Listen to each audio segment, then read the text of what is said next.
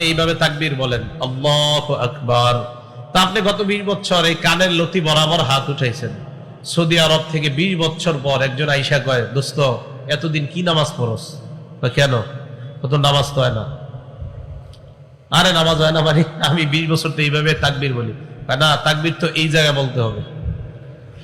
অথচ দেখেন, এইখানে যদি কেউ হাত উঠায়, এইখানে কেউ হাত উঠায়, এখানে হাত উঠায়, এমনকি এখানেও যদি হাত উঠায়, সর্বোচ্চ মাকরু হবে, নামাজ হবে না, এটা কি বলতে পারবে? যদি কেউ বলে আল্লাহু আকবার, আল্লাহু আকবার যদি কেউ বলে, সর্বোচ্চ মাকরু বলতে পারবে, কিন্তু নামাজ হবে না, এটা কেউ বলতে পারবে না। এখন আপনার দেখেন, ওই বেচারা এতদিন নামাজ পড়ে এইভাবে, তাইসা বলে তুই তো এইভাবে কেন, তুই এইভাবে হাত উঠাবি। এই বেচারা তো পেরেশানিতে পড়ে গেছে। আরে ঘটনা কি? তো উনি কি করছে, যিনি বলছে সেইভাবে হাত উঠানো, তাকে নিয়ে গেছে আপনার টিকেরপুর মাদ্রাসায়। নিয়ে যাওয়ার পর বড় মুহাদ্দিস সাহেবের সাথে দেখা করায় দিচ্ছে। তো দেখা করানোর পর মুহাদ্দিস সাহেবরা বলতেছে, হুজুর আমি তো গত 20 বছর এইভাবেই নামাজ পড়লাম, হঠাৎ সৌদি থেকে আইসা বলতেছে আমি নাকি এইভাবে এখন থেকে হাত উঠাইতে হবে, ঘটনা কি বুঝাই দেন তো। তো হুজুর এইবার বললেন, আপনারা যে উনি বলছে এখানে হাত উঠাইতে হবে, দলিল দিছে? কয় হ্যাঁ। কয় কোন কিতাবের? কয় মুসলিম শরীফের 390 নাম্বার হাদিস। তো আসলে ওই হাদিসের মধ্যে আসছে, রাসূল আকরাম সাল্লাল্লাহু আলাইহি সাল্লাম যখন তাকবীর বলতেন, দুই হাত উঠাইতেন কাঁধ বরাবর। বলেন কি বরাবর? কাঁধ বরাবর। তো মুহাদ্দিস সাহেব বললেন, আচ্ছা আপনি 390 নাম্বার হাদিস অনুযায়ী ওনারে দাওয়াত দিতেছেন কাঁধ বরাবর হাত উঠাইতে, এই তো? হ্যাঁ। তো উনি পাল্টা বললেন, আপনি 391 নাম্বার হাদিসটা পড়ছেন মুসলিম শরীফের, 90টা না বললেন, পরের হাদিসটা পড়ছেন? আমি তো পরের হাদিস পড়ি নাই।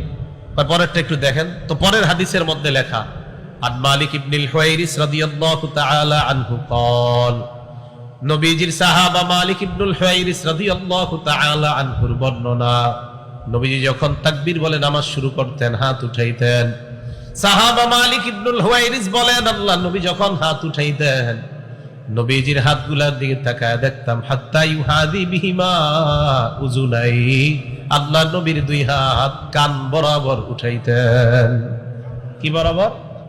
তাহলে 390 নাম্বার হাদিসে কাঁধ বরাবর, 391 নাম্বার হাদিসে কি বরাবর? কান বরাবর। তা আপনি ওই হাদিসটা কেন দেখলেন না?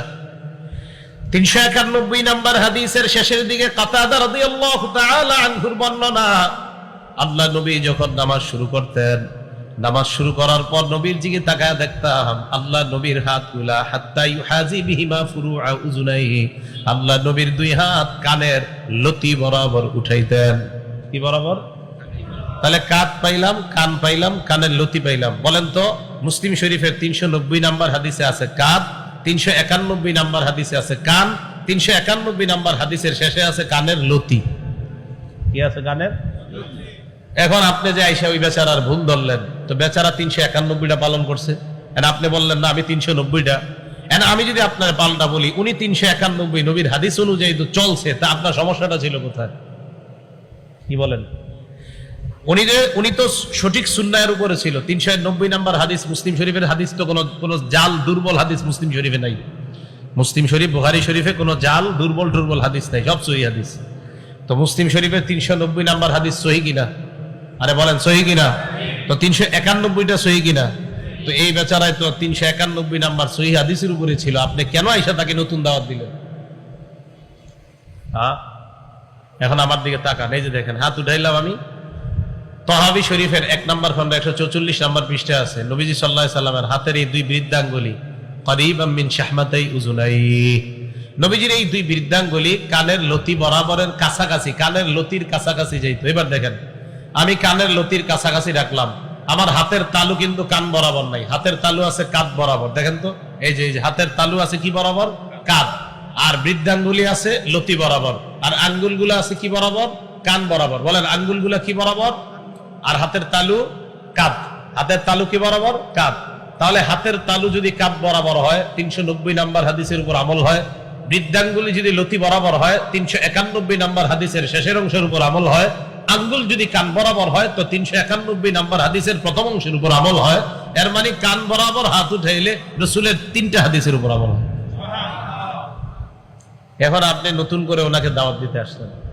এজন্য ভাই, আর কেউ একটা সঠিক আমল করলে তাকে আইসা আপনি যদি নতুন করে আবার অন্য আমলে নিতে চান, এখন আমি যদি পাল্টা প্রশ্ন করি, আমার আগের আমল আমি কেন করব না, এই জবাব দিয়ে যান। যদি আমার আগের আমল ঠিক থাকে তো আপনি আমাকে নতুন আমল কেন শিখাবেন? আর যদি আপনি বলেন আমি বাংলাদেশে থেকে একটা করছি, সৌদি গিয়ে আরেকটা শিখছি, আমার প্রশ্ন হবে আপনি বাংলাদেশে থেকে যদি সঠিকটা করে থাকেন ওখানে গিয়ে আরেকটা কেন ধরছেন সেটা বলেন।